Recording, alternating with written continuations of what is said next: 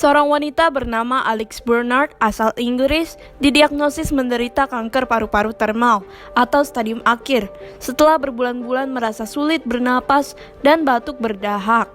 Bernard mulai merasa sakit pada Maret 2021, tetapi ia berulang kali dites negatif COVID-19, tetapi batuknya terus berlanjut.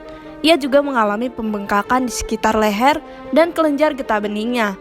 Bernard diduga menderita batuk biasa. Karenanya dokter hanya memberinya obat sirup untuk meredakan batuk serta antibiotik. Selain itu dokter tidak memintanya untuk kembali check up. Nah Sobat Virivisi, kanker paru-paru merupakan jenis kanker yang paling mematikan di Indonesia menurut WHO.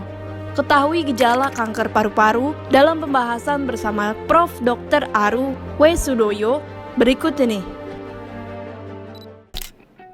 Sekali lagi, pertumbuhan dari sel paru yang ngaco sehingga timbul benjolan sehingga dia di dalam tuh merusak dan dia bisa kemana-mana.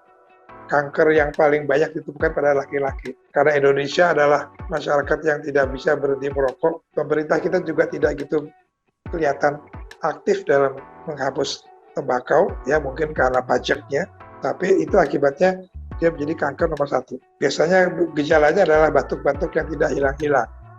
Nah ini sulitnya adalah memang perokok memang suka batuk-batuk.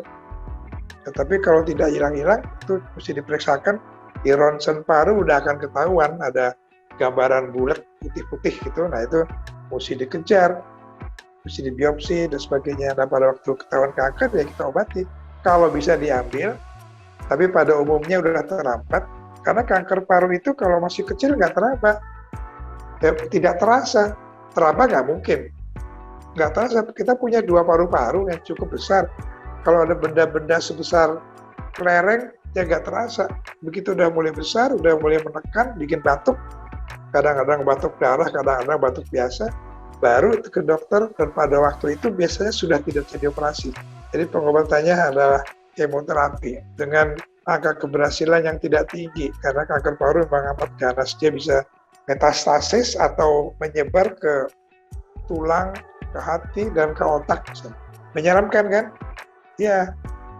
Sayangnya masyarakat kita tidak mau berhenti merokok, nggak takut gitu. Setelah takut baru nyesel, tapi nggak ada gunanya. Pencegahan utama kanker paru-paru adalah menghindari faktor resiko dengan berhenti merokok dan menghindari asap rokok. Pilih menu makanan sehat dan berolahraga secara teratur. Stay safe and healthy. Sampai jumpa di episode Health Today berikutnya.